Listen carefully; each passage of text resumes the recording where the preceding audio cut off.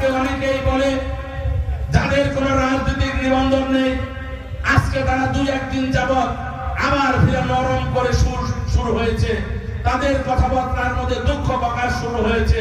আমরা যা বলেছি ভুল করেছি, আমরা যারা জুলাই আগস্টের ঐক্যের মধ্যে ছিলাম তারা যেন আর ঐক্যের মধ্যে ফাটল না ধরে। ভাই, আমাদের নেতা বিএনপির সম্মানিত ভারপ্রাপ্ত চেয়ারম্যান জনাব তারেক রহমান, তিনি তো বারবার বলেছেন আমরা এই সরকারকে ততদিন পর্যন্ত সাহায্য এবং সহযোগিতার হাত প্রসারিত করব যতদিন পর্যন্ত বাংলাদেশের স্বাধীনতার সার্বভৌমত্ব গণতন্ত্রের ব্যাপারে আপনারা আপোষহীন থাকবেন। কিন্তু আমরা আজকে শুনি মানবিক করিডোর, আমরা শুনি চট্টগ্রামের বন্দর থেকে শুরু করে অনেকগুলো বন্দর ইজারা দেওয়া হবে। আপনারা কারা?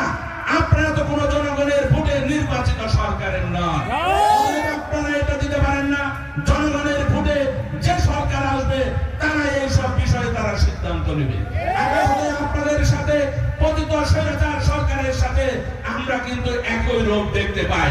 পতিত স্বৈরাচার সরকার 2014 সালে 154 জন বিনা ভোটে সংসদ সদস্য নির্বাচিত করেছে। 2018 সালে তারা দিনের ভোট রাতে করেছে। 2024 সালের 7ই ডিসেম্বর দামি মার্কা নির্বাচন তারা একই অনুরূপ ভাবে তারা করেছে। স্বামী এবং দামি একসাথে একভাবে তারা একই পরিবার থেকে শুধুমাত্র প্রার্থী দাঁড়া করে তারপরে তারা নির্বাচন করেছে। বাংলাদেশের জনগণ 2014 সালে, 2018 সালে, 2024 সালে কোন একটা নির্বাচনে 5% উপরে কোন নেতা কর্মী কখনো কোনোদিন ভোট দিতে যায় না। অতএব আমরা যদি আজকে রাজনীতির অধিকার প্রতিষ্ঠা করতে চাই, তাহলে আমরা যারা ছাত্র, আমরা যারা যুবক, তাদেরকে সম্মুখ সারিতে উপস্থিত থাকতে হবে।